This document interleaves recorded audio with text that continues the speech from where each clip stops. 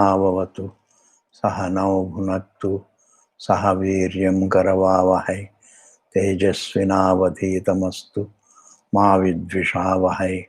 Om Shanti Shanti Shanti. Shruti Smriti Purananam Alamayam Karunalayam Namami Bhagavat Pada Shankaram Loka Shankaram Shankaram Shankaracharyam Keshavam Badarayanam Sutra Bhashya Kritau Vande Bhagavantau Punah Punah. Today we have to see Chhandogya Upanishad, 6th chapter, and 8th section some is completed. And I am going to see from the 6th verse, but I will summarize all the previous verses also. You see, anything that is objectifiable is a part of creation. If anything is objectifiable, if that is a part of creation, creation cannot take place without the source. Man always thinks that things appear from nowhere and things disappear unto nowhere. That is challenged by the Shruti, saying that every appearance has a substance behind. And when it appears in a source, and it also disappears, means it doesn't become nothing. It goes back unto the source. That is called a laya. Srishti and laya. It talks always the language of Srishti and laya. Man always thinks that the universe appears from nowhere, it disappears unto nowhere. Life begins from nowhere and it disappears unto nowhere. Before I was born, I was nothing, and after I leave the form also I am nothing. The Shruti doesn't accept that. The Shruti says, before the mind is objectifiable, the body is objectifiable, every faculty is objectifiable, but you are not objectifiable. The one who objectifies is not objectifiable, and that is the source. The objectifiable is a part of creation, and the objectifiable cannot take place without the unobjectifiable source.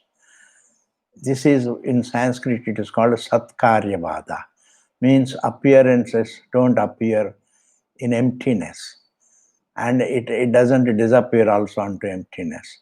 It appears in the source, the karanam, and it also has laya, it resolves unto the source, and we call it as it disappears. The wave appears in water. We don't have an example to show that something appears out of nothing. There is no, everything appears in something. That means without the source, there is no appearance. You may call it appearance, you may call it creation, but it has no existence. It doesn't happen without the source. The wave cannot appear without water. Even if it is a mirage, that is also. An error also cannot appear without a fact before. If you call it an error, it cannot be there without a fact. And the fact becomes the source. If you call it the source, then it is Srishti Prakriya. If you don't call it a source, if you call it an error, that is a problem. That is Adhyasa. Therefore, these things, subtle things, have to be understood. Therefore, now the universe is a objectifiable, and therefore it is a part of creation. My body is a part of creation. My thoughts are a part of creation, because they're all objectifiable. My breath is objectifiable. But the one who objectifies, the conscious being, the I, is not a part of creation place. Like you can objectify everything. The objectifiable sound is a part of creation. The objectifiable taste is a part of creation. Touch is a part of creation. Smell is a part of creation. Color is a part of creation. The entire universe is a part of creation. But the silence is not a part of creation, because silence is yourself. The objectifying being, conscious being, is not a part of creation. He is eternal. He is ever present. The objectifiable thing has It appears in the unobjectifiable, and it also resolves in the unobjectifiable, as in sleep. And again it appears in the objectifiable, and it is not, and it resolves in the unobjectifiable. And therefore the life also begins from the unobjectifiable consciousness. Life ends also in the unobjectifiable conscious being. And therefore between the five elements and the consciousness, the five elements are objectifiable, and the conscious being is unobjectifiable, and the objectifiable five elements are equally in appearance in the unobjectifiable being. Even though it is true, but when we say that there is a krama srishti, there is a gradation among the five elements.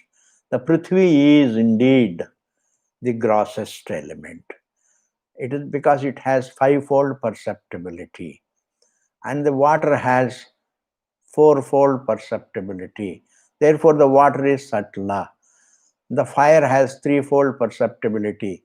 Therefore, it is still Satla. That is the source of the water. The source is the water is the source of the Prithvi. The subtler is the source of the grosser. And the water is the source of the Prithvi. The fire is the source of the water, and the air is the source of the fire, and the space is the source of the air. And all of them are objectifiable. Why? Because even though there is a gradation among themselves, among the five elements, but yet they're all objectifiable. And therefore they're all a part of creation. Despite gradation, despite the source, despite the space being the subtlest of the four, but the subtlest part of creation. Air is the second, it's a subtle part of creation. Fire is a little grosser part of creation. And water is still grosser part of creation. And the Prithvi is the grossest part of creation. All the five elements have gradation. This just to point out this gradation, the Shruti always says krama srishti. Krama srishti means, and the space itself presupposes the Brahman, the unlimited, which is unobjectifiable, the subtlest. To be the subtlest means the unobjectifiable. It is not really, it doesn't have even objectifiable even by one sense organ. It's not at all objectifiable. And therefore, between the Brahman and the five elements, the relationship is the same. That is Paramakaranam. Brahman is the Paramakaranam, and the five elements, the relationship is the same. Atma Anatma Vibhagaha and source creation relationship are the truth and error relationship. The conscious being, the one who is the one who objectifies all the five elements is the conscious being, and he is unobjectifiable, whereas all the five elements are objectifiable. Even though there is a gradation among the five elements, but yet the relationship between the unobjectifiable and the objectifiable five elements is the same, meaning Atma Anatma Vibhaga, truth and error relationship. Just as between the space and even though there is a distance between the Prithvi and the moon, but between the Prithvi and this space, there is no distance. Between the moon and the space, there is no distance. In the same manner, even though there is gradation, the space is subtlest of all the five elements, and the air is little grosser, and fire is little grosser, water is grosser, and the earth is the grossest.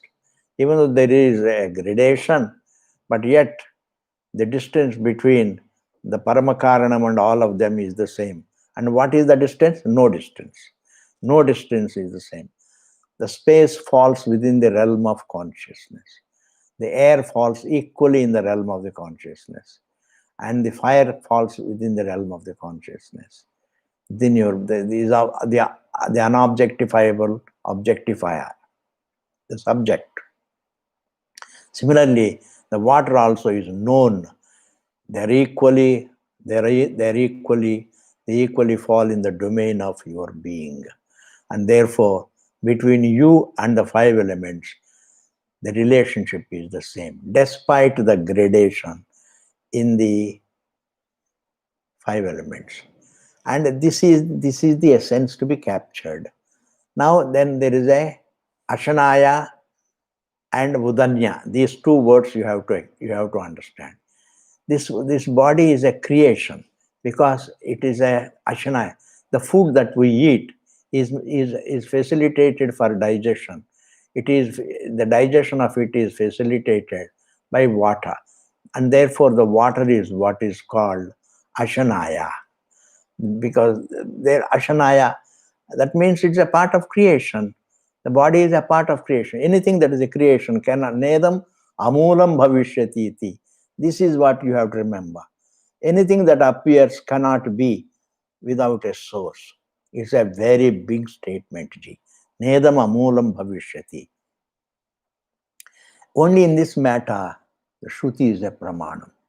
Shruti is a pramanam in the matter of what appears cannot exist without a source. It doesn't appear out of emptiness.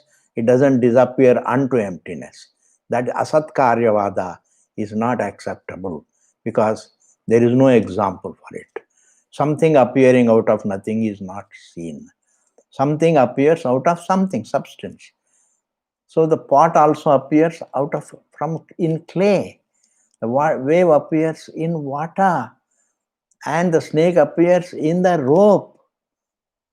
The mirage also appears in the sand. Whether it is call it a creation or call it an error, they presuppose, in fact, the source, the substance. Call it the source, call it the substance, call it the fact. It is the same thing, please. And now, Ashanaya means the water is called Ashanaya, hunger, because the water takes away,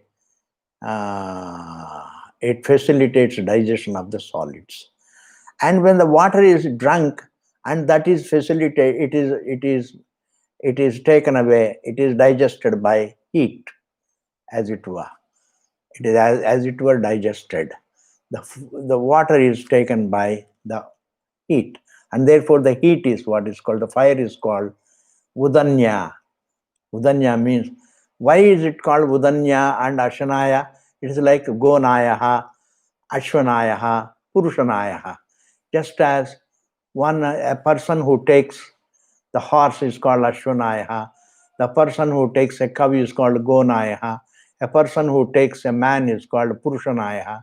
In the same manner, the water, it takes away means what? It facilitates digestion of the solids.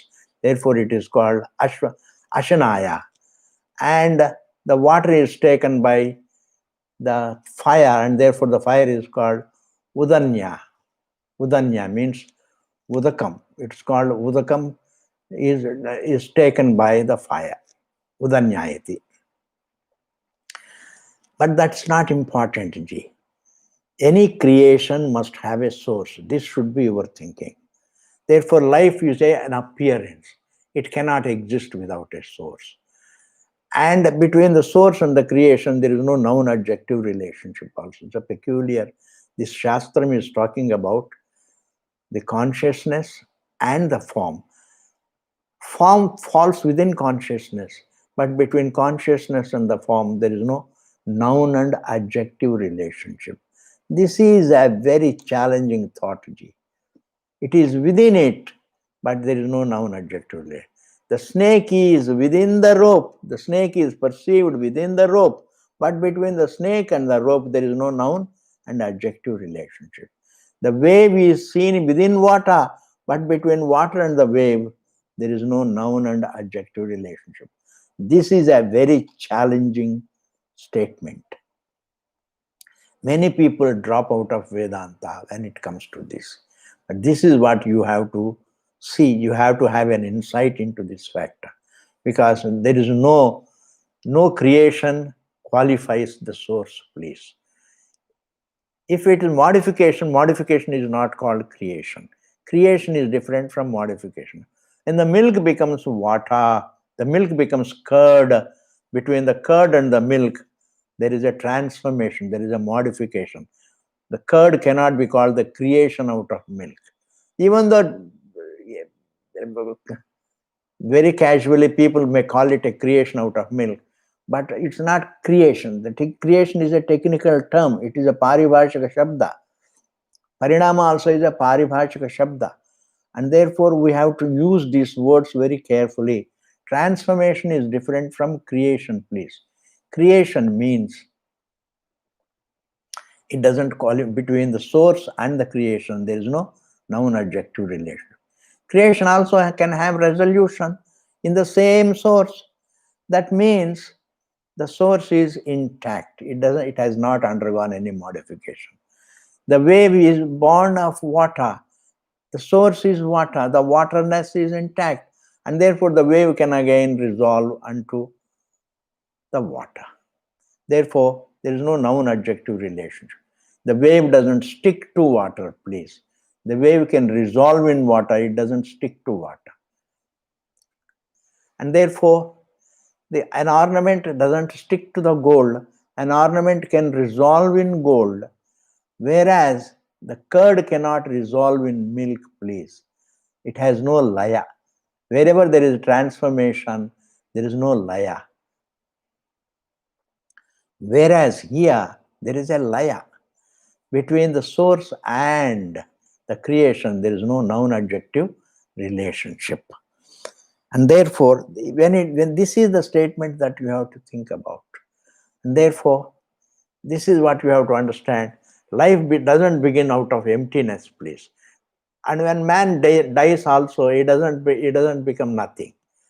Before he was, it is not true that there was nothing, and from nothing came something called the life, and unto nothing goes life again. This you can't say, because the source, the life begins, life appears in the source, and the life disappears unto it has resolution in the source. That is being said here in this verse, in the 6th verse. Tasya kwam mulagam syad anyatra adbyaha adbihi saumya shungena tejo moolam anvicha tejasa saumya shungena sanmoolam anvicha. That means the entire creation presupposes the source. The source is what is called sat, an objectifiable such to be, and that is only your existence. Sanmoolam anvicha. Sanmoolaha saume ima sarva prajaha. All these jivas spring from the source called Sat. Sada ayatanaha, they are supported by the Sat. Sat pratishtaha, and they go back unto the Sat. Yathanu khalu saume imas tisraha devataha. How these three devatas, these three elements, Purusham prapya, they become a body, Purusham prapya, trivrit ekaika bhavati, taduktam purastadeva. This has already been said.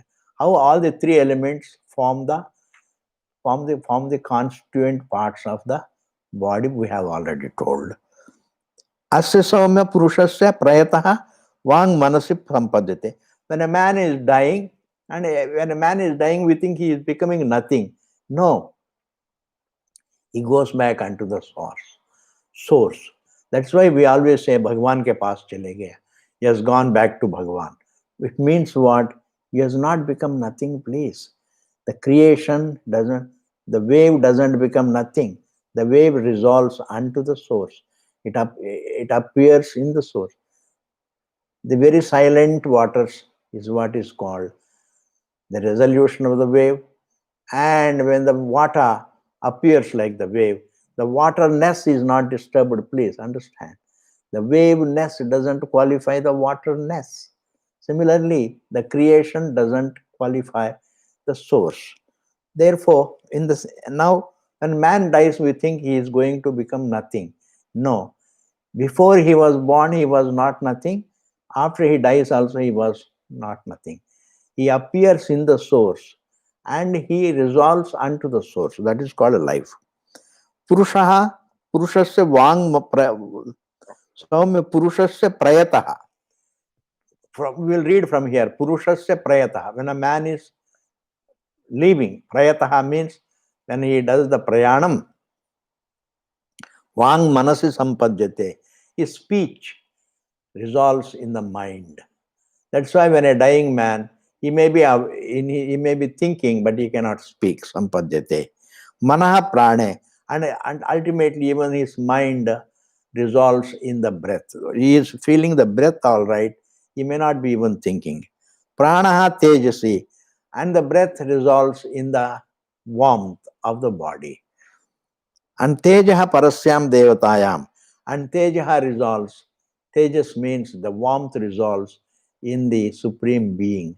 Parasyam devatayam, in the truth. Therefore, there is a resolution. Like when you sleep also, slowly you go back unto your being. It is a resolution unto the source. Your mind resolves unto the source. Even your breath resolves unto the source because you are not aware of the breath. Therefore, the thought that I am the breather also resolves. The thought I am the seer, the thought I am the thinker, every thought resolves unto its source. And a thought having resolved unto source, that is called sleep. And when a person is all the time remembering, he doesn't fall asleep. Why? Because you should just be quiet. Then the thought resolves unto the source. You don't become nothing. You don't become emptiness, please. Even though that is what frightens. The sense of emptiness, that I am going to become nothing, is what frightens man. His own misconception about death frightens man. Resolution need not frighten man, but the misconception about the death frightens man. The misconception is that I come out of nothing and I go and become nothing again. That nothingness is what creates a sense of insecurity. I am something and I am going to become nothing. No. Srishti always is followed by laya, please. Srishti means laya. Srishti is followed by laya. Laya is followed by again Srishti. And then similarly, Janma is followed by Mrityu, and Mrityu is followed by again Janma. Like Srishti is followed by Laya, and Laya is followed by Srishti. In the same manner, Janma is followed by Mrityu, and Mrityu is followed by Janma. That is why Bhagavan says, Jatasya dhruvam mrityuhu, dhruvam janma mritasya cha. Meaning what? The birth is followed by death, and death is followed by birth. Man understands that the birth is followed by death, but he doesn't understand death is followed by birth. Until one understands the truth. That too. Within avidya, there is alternation of janma and mrityu and janma and mrityu. And now the last verse of this chapter is, 8th section is, Saha yaha yeshaha anima. This source is indeed the subtlest being. The subtlest means the Vyakyanam, the understanding, exposition about the subtlest means unobjectifiable. The unobjectifiability is the subtlety place. Less objectifiability is empirically subtle. Like the water is less objectifiable, fire is still less objectifiable, air is still less objectifiable, and space is still less objectifiable, whereas the objectifier is not objectifiable at all. If you think that you are objectifiable, it is a misconception. The unobjectifiable being misunderstood as objectifiable. You equate yourself with the form the objectifiable means what? You misconceive yourself as objectifiable. That is a misconception. Therefore, the subtlest means unobject. Saha yaha yeshaha Anima. This being is the subtlest, means unobjectifiable.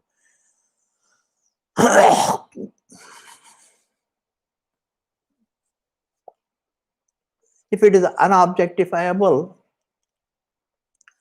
what is the evidence that it is there?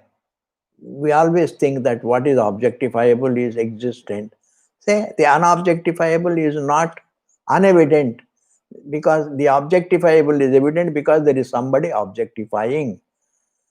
You can't say thought is evident but thinker is not evident. The thinker is also evident.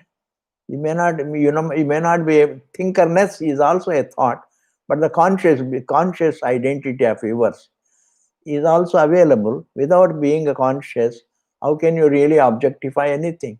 And therefore, you can't say the object is evident, but the subject is not evident. You can't say. It is evident as unobjective. It is unobjectifiable, but not unevident, please. The truth is unobjectifiable, but it is not unevident.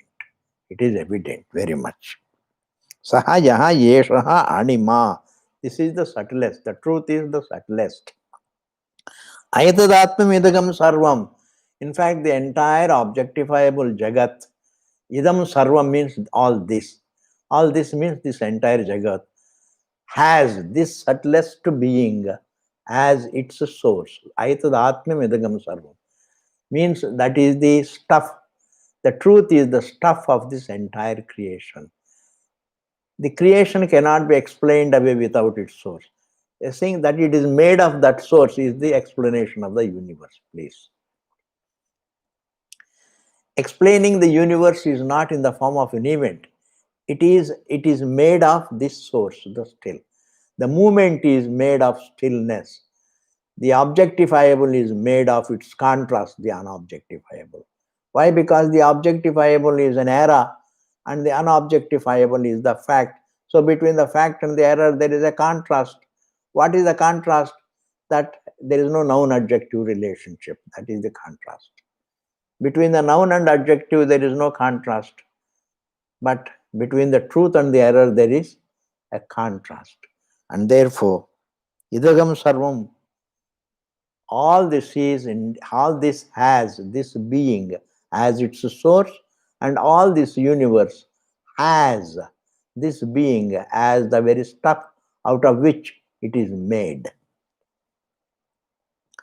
Just like saying all the waves, the entire wave universe, the world of waves is made of one water.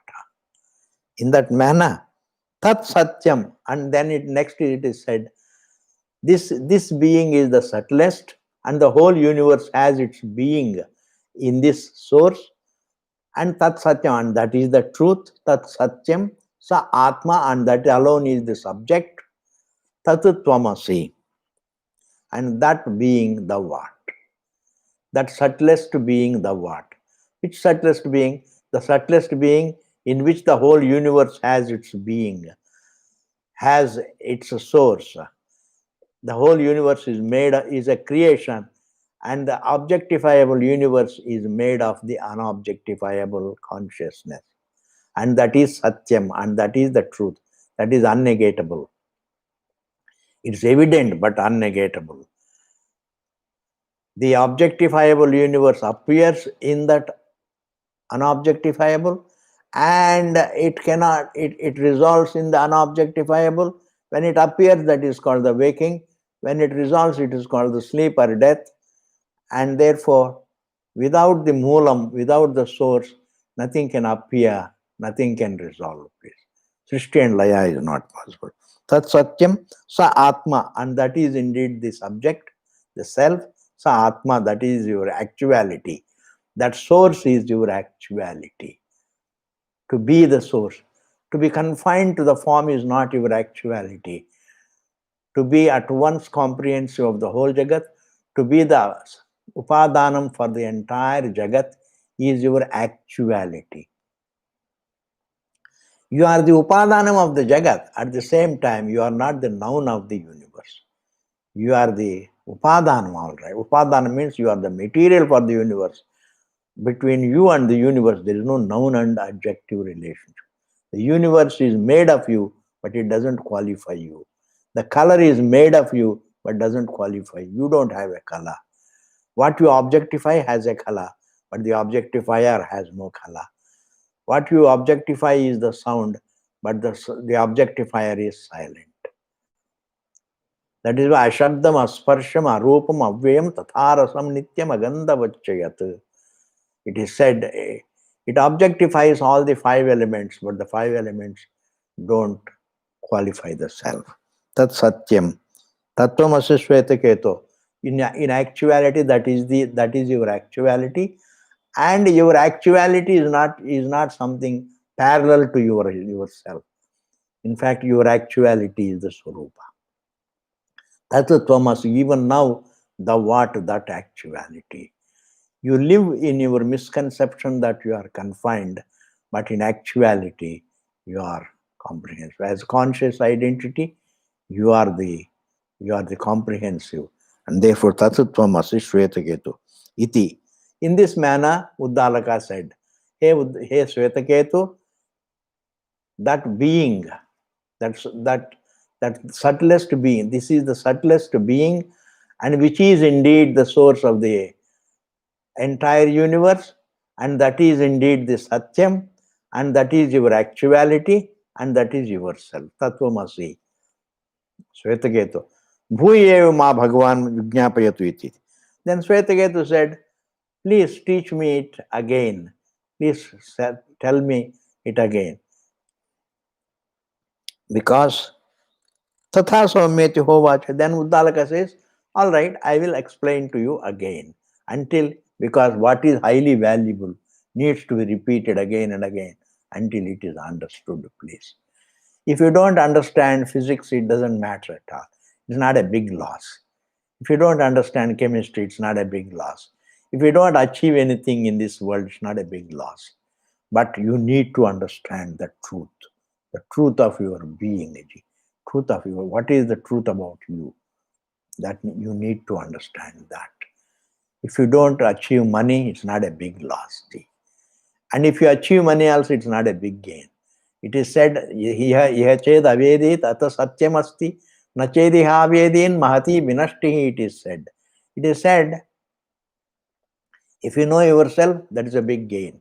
If you die without knowing your being, that is a big loss. Because you will be reborn again. When you are reborn, you don't know in what form you will be born. The same truth is said. The same truth has to be reborn in another form. What is reborn? What reappears? A form, identity can reappear, but the truth remains the same. Identity may reappear. That is what is called rebirth. That is a continuity of an error until it is corrected. That continuity of the error is what is called a rebirth, please. It's very important to understand all these points. But then I am trying my best to explain, but it is for you to also to follow, Ji, because Vedanta is like this. Because the problem is that man's misconception about himself. It is a universal misconception. Every living being thinks that I am a form, confined to this form. I am helpless. And my knowledge is limited, my capacity is limited, my pervasiveness is limited. This is confined, this is called confinement. Confinement is a misconception. Consciousness can never be confined. Like water is not confined to the wave, please. Waveness is confined to water. The ornament is confined to gold. Gold is not, if the gold thinks that I am confined to an ornament, that makes it a jiva gold. That is called a misconception. But otherwise, if you think correctly, the ornament is confined to, it can't exist outside gold, and that is confinement. It is limited to gold. An ornament is limited to gold. Gold is not limited to one given ornament. In fact, there is no noun and adjective relationship. An ornament appears in the gold, and also resolves in gold, and therefore between the gold and the ornament there is no noun-adjective relationship. In the same manner, between the source and the creation, between the satyam and mithya, there is no noun-adjective relationship. They are not parallel also. Like an ornament and gold are not parallel, the God and the universe also are not parallel, please. The universe is made of divinity, and it appears in divinity, and it also resolves in divinity, and life also appears in divinity, and it disappears, it resolves in divinity. Very sorry, please. Please teach me again, he says, Swetaketu. Swetaketu says, please teach me again. Then Uddalaka says, all right, I will teach you again. And now we are going to see a little bit the 9th section. Yatha saumya madhu madhukritaha nistishthanti. Nanatyayanam vrikshanam rasan samavaharam ekatam rasam gamayanti. Meaning, a lot of honey bees bring honey from various flowers belonging to various trees. They bring from various plants and trees. And once they come and deposit it as honeycomb, but once they, now you can't distinguish that this particular sweetness belongs to this tree, this particular sweetness belongs to that tree. You can't, all the divisions are come to an end. There is only sweetness. In honey, there is only sweetness. There are no divisions. The divisions dissolve. That means between sweetness and the flower, there is no noun-adjective relationship, please. If adjective can, if the sweetness can be taken away from the tree, that means tree can exist. The sweetness is something, it's not parallel, it's not something that is qualified by the tree. The tree has a given appearance. It has a form, it has a color, it has a sound, it has a touch, it has smell. But these things they don't qualify the honey. The honey is not qualified by the flower, the look of the flowers, the look of their trees. The look is not doesn't qualify the taste. This is also very subtle thought. Form doesn't qualify the sound. Sound doesn't qualify the taste. Taste doesn't qualify the touch. Touch doesn't qualify the smell. Amazing. There is no, one perception doesn't qualify another perception. Between the sound and the form, there is no noun-adjective relationship. Between the sound and the taste, there is no noun-adjective relationship. In the same manner, between the look of the tree and the taste, the sweetness, in order to perceive the look of the form, look of the tree, I can only open my eyes. But in order to hear how does it sound, then I have to use another sense organ called ear. And how does it taste? For that, there is another sense organ. How does it smell? Another sense organ.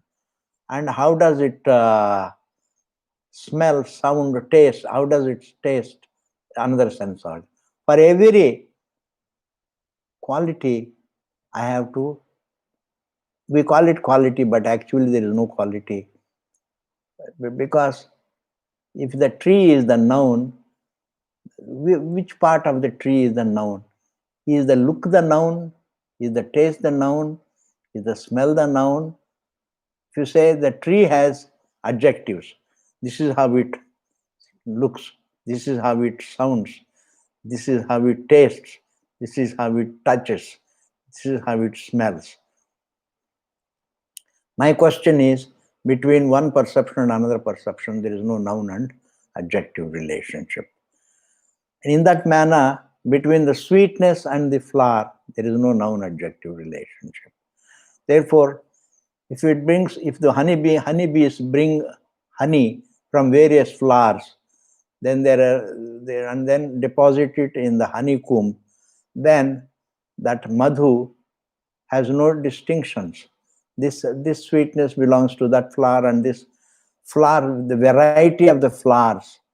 There is variety of the flowers, there is variety of the trees, but the honey has no variety, it is only sweet and sweet. यथा सौम्य मधु मधुकृतः निस्तिष्ठन्ति नानात्ययानां वृक्षाणां रसान् समोहारम् एकतां रसं गमयन्ति ते तथा. Now these honeybees तथा तत्र न विवेकं लभन्ते, they don't see the difference between one bit of honey and another bit of honey. अमुष्याहं वृक्षस्य रसोऽस्मि, and the honey doesn't have the feeling that I belong to, one bit doesn't feel that I belong to that tree. Amushyaham vrikshasya rasosmi, and another bit of honey doesn't think that I belong to that particular tree. Rasosmi. Ityevameva khalu. Evameva khalu. In the same manner, ima sarvaha prajaha sati sampadya naviduhu sati sampadya mahit. In the same manner, the jivas having gone into their own source, the conscious being having resolved, they don't know that I am a particular person. A particularity of the person is only in the manifest state. But once you have laya, there is only the truth. Like when an ornament resolves, then there is only gold. When the wave resolves, there is only water. In the same manner, when the mind resolves, then there is only conscious being. And therefore, when the mind is there, when thoughts are there, varieties are there. When thoughts resolve, then all varieties also come to an end. Sampadhyamaheti. Therefore, in Sati Sampadya, na viduhu Sati Sampadhyamaheti. The jivas having gone to sleep, having transcended all the variety, between the variety and oneness, there is no noun-adjective relationship, please. There is only truth and error relationship. I am repeating this again and again because this is all that is called Vedanta ji. Understanding the noun-adjective relationship is different from truth and error relationship. Truth and error relationship means oneness. Between wave and water, there is oneness. There is truth and error relationship. There is oneness. They are not parallel. Not parallelness is called oneness. Consciousness and the creation are not parallel to each other. They are oneness. God and the universe are oneness because they are not parallel to each other. God and universe are not parallel means consciousness and the form, the unobjectifiable consciousness and the objectifiable forms and sounds are not parallel to each other. And therefore, here Bhagavan says, having transcended the variety, there is only oneness. There is only oneness. And that oneness is indeed your actuality. The variety is there in the form of misconception. The variety is there. Then somebody asks the question, then why fight? Yes, there is no need for fighting. But in misconceptions, they will continue to fight. They will continue to kill among themselves. Why? Because of misconception. Variety. Because the thinkings have variety. That individual thinks differently. I think differently. You think differently. Based upon the variety of thinkings, there is fight. Not on the basis of the variety of the truths. There is no variety of truths. You can't have in the variety of infinitudes, Ji. You can't have the variety of infinitudes. You can't have the variety of completenesses. The variety between the variety and the oneness also, there is no noun-adjective relationship. Variety is a perception, oneness is the fact. And the more of it we will see later, Ji. Please think about this very, don't stop thinking. think there is a lot to understand about Vedanta, please. And all about yourself. You are the topic. But because misconception is so deep rooted, one has to think correctly. And correct thinking is something like a light. Even though the darkness has been there in the cave for the last so many ages, but one matchstick dispels the darkness. That is the right thing. Right thinking can dispel the errors, even though they are age old, even though it is anadi avidya, but vidya dispels the anadi avidya. It is a timeless error, but it can correct the timeless error. Therefore, the knowledge in front of the avidya cannot stand the light of knowledge, and therefore, and the right thinking is what is important. And I am trying my best to make you think correctly between the waking state and the deep sleep state. There is no noun adjective relationship. There is no parinama also. That there is no parinama. The universe is not a transformation of the truth. There is no transformation is a part of the creation. Inside the creation, there is a phenomenon called transformation. But fundamentally, the universe is not a transformation. It is a perception, please. Even transformation is a perception. Even an object is a perception. It is only a perception. It is only a thought. It is only a perception. And perception is not outside consciousness. And therefore, all this is being said. Therefore, right thinking leads to right knowledge, and right knowledge dispels the avidya, even though it is age old, even though it is anadi, it doesn't matter. It gets corrected. And therefore, think correctly. Spirituality is nothing but correct thinking, right thinking. And right thinking is what is important. Thank you. Purnamadaha Purnamidam Purnat Purnamudachyate Purnasya Purnamadaya Purnameva Vasishyate. Om Shanti Shanti Shanti.